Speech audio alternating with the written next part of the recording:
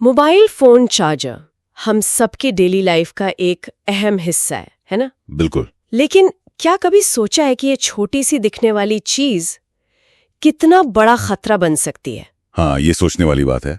देखिए, आज हम डराने के लिए नहीं है, बल्कि बचाव पर फोकस करने के लिए है।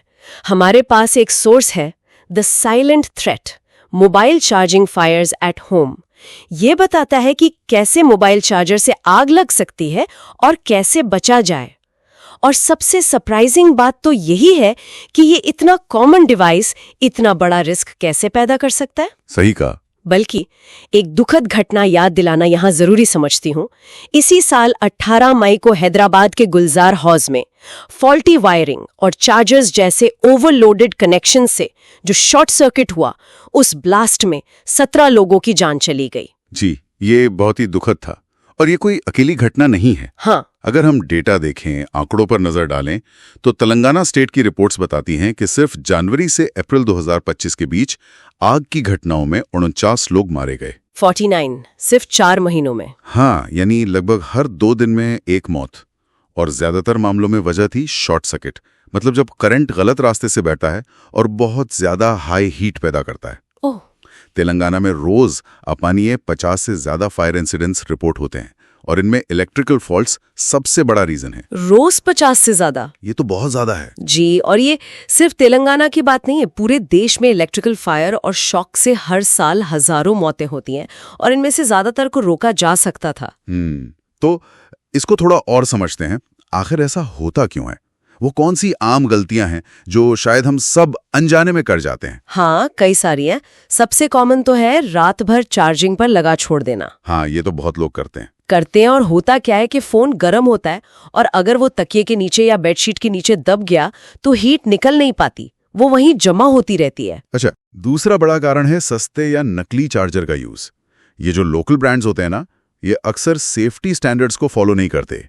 इनकी वायरिंग खराब हो सकती है, इंसुलेशन कमजोर हो सकता है, मतलब वो सर्टिफाइड नहीं होते। बिल्कुल। फिर आता है पावर स्ट्रिप्स या एक्सटेंशन कॉर्ड्स को ओवरलोड करना। अच्छा, जैसे एक ही बोर्ड में सब कुछ लगा दिया। हाँ, एक ही सॉकेट में चार्जर भी लगा है, साथ में गीजर या हीटर जैसा कोई हाई पावर अप्लायंस भी लगा दिया। ये बहुत खतरनाक है। हाँ। और वो नरम सतहों वाला क्या मामला है, जैसे सोफे पर चार्ज करना? हाँ, सोफे या गद्दे पर रखकर चार्ज करना, ये भी रिस्क बढ़ाता है क्योंकि वहां भी हीट ट्रैप हो जाती है, निकल नहीं पाती और आग लगने का खतरा बढ़ जाता है। और वो चिंगारी, कभी कभी प्लग लगाते हुए हल्की सी स्पार्क दिखती है। हाँ, वो स्पार्क या ढीली फिटिंग कई बार लोगों से नजरअंदाज कर देते हैं, लेकिन वो लूज फिटिंग वाला स्विच बोर्ड या सॉकेट एक बड़े शॉर्ट सर्किट की शुरुआत हो सकता है। तो मतलब ये छोटी छोटी आदतें ये इतना बड़ा खतरा कैसे बन जाती हैं? इसके पीछे का साइंस क्या है? देखिए, इन सभी गलतियों का कनेक्शन 3 मुख्य चीजों से है। हीट यानी गर्मी, खराब मटेरियल और सिस्टम पर उसकी कैपेसिटी से ज्यादा लोड डालना। अच्छा।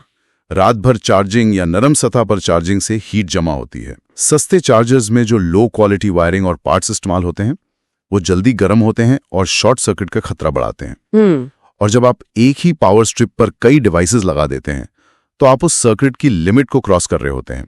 इससे तारों पर लोड बढ़ता है, वो गर्म होती हैं और फिर आग लग सकती है। समझ गई। तो अब सबसे जरूरी बात, इससे बचा कैसे जाए? क्या कुछ आसान तरीके हैं, प्रैक्टिकल सेफ्टी मेजर्स? बिल्कुल है, और मुश्किल भी नहीं है।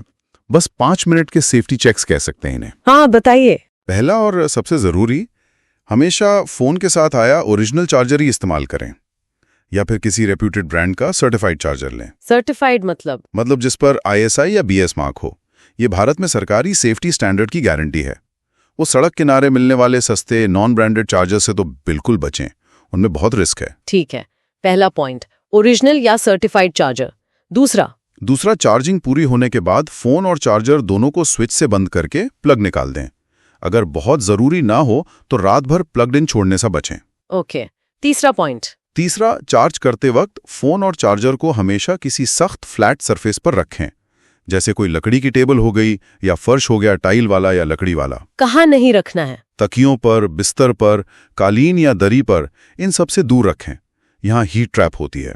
ठीक है। चौथा, एक्सटेंशन बोर्ड को कभी ओवरलोड ना करें। मतलब मतलब फोन चार्जर के साथ साथ उसी स्ट्रिप में हाई पावर चीजें जैसे गीजर, माइक्रोवेव, हीटर, प्रेस, ये सब एक साथ ना लगाएं। हाँ, ये ध्यान रखना होगा।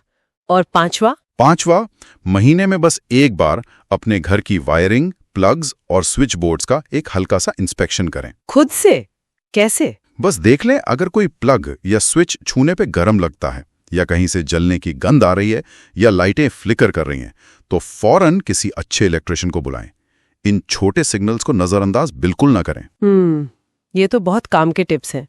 लेकिन फिर भी इतनी ट्रेजेडीज के बाद भी लोग लापरवाही क्यों बरतते हैं? क्या लगता है आपको? शायद हम सोचते हैं, अरे ये तो सिर्फ एक चार्जर है, इससे क्या होगा। ये सिर्फ एक चार्जर वाली सोच ही खतरनाक है। हमें याद रखना होगा कि सबसे बुरा हो चुका है, कई परिवारों के साथ हो चुका है। सही बात है। और वजह क्या थी?